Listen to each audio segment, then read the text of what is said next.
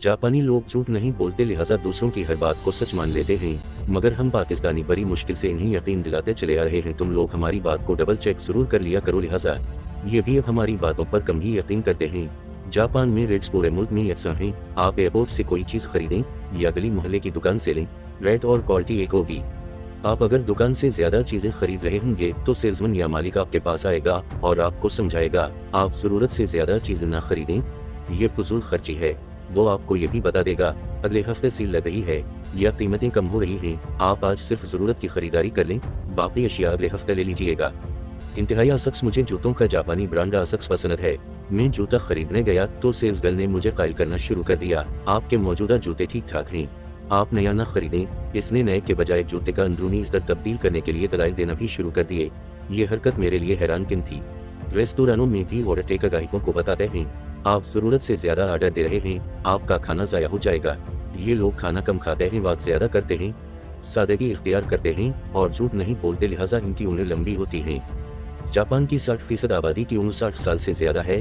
दुनिया में सबसे ज्यादा बूढ़े भी जापान में हैं और ये वर्किंग कंडीशन में भी हैं। जापानी काम करने के आदी हैं, लिहाजा मरने तक काम करते हैं। जिस कंपनी में मुलाजिम हो जाएं इसमें रिटायरमेंट तक रहते हैं, नौकरी तब्दील नहीं करते। 65 साल की उम्र में रिटायर होते हैं और इसके बाद आधी तनख्वाह पर दोबारा काम शुरू कर देते हैं। वो काम भी खत्म हो जाए तो ये तीसरी नौकरी शुरू कर देते हैं। बिजनेस की जगह मुलाजमत को ज्यादा अहमियत देते हैं। मुल्क में 10% लोग बिजनेसमैन और 90% मुलाजिम हैं। आप अगर जापानियों को खत्म करना चाहते हैं तो आप इन्हें काम से छुट्टी दे दें, ये रो रो कर मर जाएंगे। 2 साल बाद 9 छुट्टियां इकट्ठी आ गई थी। लोगों ने ये खबर सुनकर धाड़ी मारकर रोना शुरू कर दिया था। इनका पहले जापान में कहना था 9 दिन किया करेंगे। हमसे ये लोग दफ्तर आने के बाद घास काटना या दूसरों के मेज साफ करना शुरू कर देते हैं, लेकिन फारिग नहीं बैठ गए। हुकूमत के हर हुक्म पर अमल करते हैं। हुकूमत ने अगर हुक्म दे दिया आप 10 लीटर से ज्यादा पेट्रोल ना खरीदें तो ये 3-3 घंटे लाइन में लगकर सिर्फ 10 लीटर पेट्रोल लेंगे। मर्द अपनी पूरी तनख्वाह बीवी के हाथ पर रख देते हैं और बीवी घर और खावनत दोनों के अखराजात चलाती है। मोबाइल फोन साइलेंट रखते हैं। मुझे 8 दिनों में किसी जगह मोबाइल फोन की घंटी सुनाई नहीं दी। ताहम जापान के हर मोबाइल फोन के कैमरे के शटर की आवाज आती है ताकि कोई शख्स किसी शख्स की इजाजत के बगैर इसकी तस्वीर न खींच सके। दफ्तरों में मोबाइल फोन इस्तेमाल नहीं करते, आहिस्ता बोलते हैं, सरगोशी करते हैं। मैं 8 दिन ऊंची आवाज को तरसता रहा।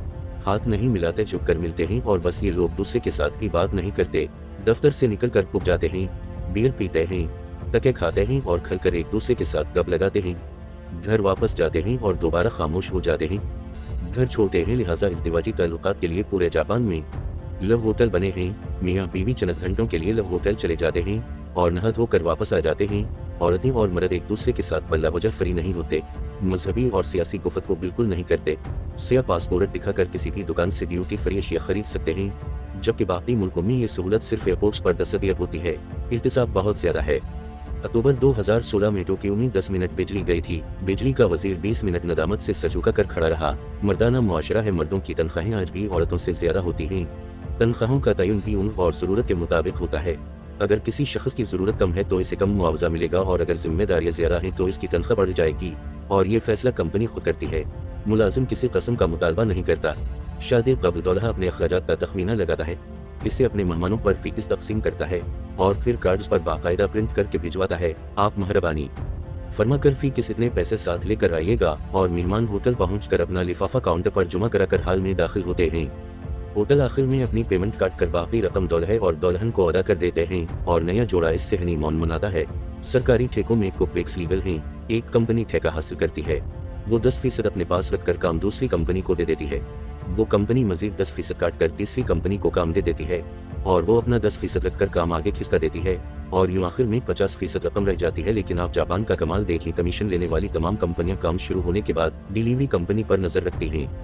ये कंपनियां पूरी तसल्ली करती हैं काम स्टैंडर्ड के मुताबिक और पूरा होना चाहिए और जब काम मुकम्मल हो जाता है तो तमाम कंपनियां इफ्तिताह के वक्त मौजूद होती हैं। ट्रेनें इंतहाई साफ सुथरी, सुबह रफ्तार और टाइम की पाबंद हैं। ट्रेन लेट होने का तस्वुर भी मुहाल है। प्लेटफार्म और ट्रेन के दरमियान शीशे की दीवार और दरवाजे होते हैं ताकि कोई शख्स या बैग पटरी पर गिर न सके। फरिश पर डब्बों के नंबर लिखे होते हैं और तमाम डब्बे ठीक अपने अपने नंबर पर रुकते हैं और इसके बाद ट्रेन और प्लेटफार्म का दरवाजा खुलता है और लोग चंद सेकंड में उतर और चल जाते हैं। डब्बे इंतहाई साफ और खुशबूदार होते हैं। लोग अपना कचरा साथ लेकर जाते हैं। ट्रेन के वाशरूम्स 5 स्टार होटलों से ज्यादा साफ होते हैं। मुझे 8 दिनों में महसूस हुआ सफाई मुसलमानों के लिए न सिर्फ लेकिन जापानियों के लिए मुकम्मल ईमान है और ये लोग मुकम्मल ईमानदारी के साथ इस ईमान पर पूरे उतरते हैं। जापानियों में 4000 खूबियां हैं, लेकिन 2 खौफनाक खामियां भी हैं। ये लोग अलग थलग और खामोश रहते हैं, चुनांचे इनके अंदर बेतहाशा घटन होती है। शायद इसीलिए दुनिया में सबसे ज्यादा खुदकुशियां जापान में होती हैं। जापान में हर साल 40,000 लोग खुदकुशी करते हैं। ये लोग अपनी मौत के दिन का तयन भी खुद करते हैं और मरने से पहले अपने तमाम दोस्त अहबाब और अजीज रिश्तेदारों को बता देते हैं, आप फलां दिन खाली रखिएगा, इस दिन मेरे घर में पार्टी होगी, और ये इस दिन खुदकुशी कर लेते हैं। मुल्क में सुसाइड फॉरेस्ट भी हैं, लोग इन जंगलों में भी निकल जाते हैं और फिर इनका नामो निशान मिट जाता। मुझे फ्यूजी के रास्ते में एक जंगल भी देखने का इत्तेफाक हुआ। लोग माजी में अपने बूढ़े वालिदैन को इस जंगल में दरख्तों के साथ बांध जाते थे और वो भूख और प्यास से जान दे देते थे और इनकी लाशें जंगली जानवर खा जाते थे। पूरे मुल्क में अमन व अमान है, पुलिस किसी जगह दिखाई नहीं देती। ये थानों में बैठकर स्मार्ट कैमरों से शहरों पर नजर रखते हैं। चोरी चुकारी की वारदातें न होने के बराबर हैं। आप किसी जगह सामान छोड़ दे 10 दिन बाद भी आपका सामान वहीं होगा या फिर आपको लॉस्ट एंड फाउंड काउंट से मिल जाएगा। जापानी डी नेशनल असेंबली में फराड का धागा सिरे से मौजूद नहीं। ये लोग फराड कर ही नहीं सकते और अगर करेंगे तो दूसरे दिन खुद ही आकर इतराफ जुर्म कर लेंगे। ये रोज बाथ टब में बात लेते हैं। आध घंटा पानी में लेटना इनके लिए इबादत का दर्जा रखता है।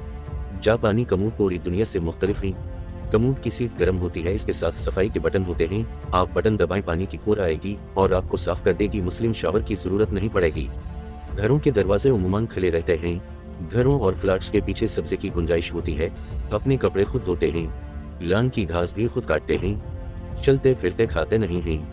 मुल्क की 99% आबादी कंधों या बशत पर बैग लटका कर बाहर निकलती है। बारिशें ज्यादा होती हैं, चुनांचे आपको दरख्त, घास और फूल नजर आते हैं। पूरे मुल्क में ज़ेब्रा क्रॉसिंग के अलावा सड़क क्रॉस नहीं करते। तार किसी जगह नहीं टूटती।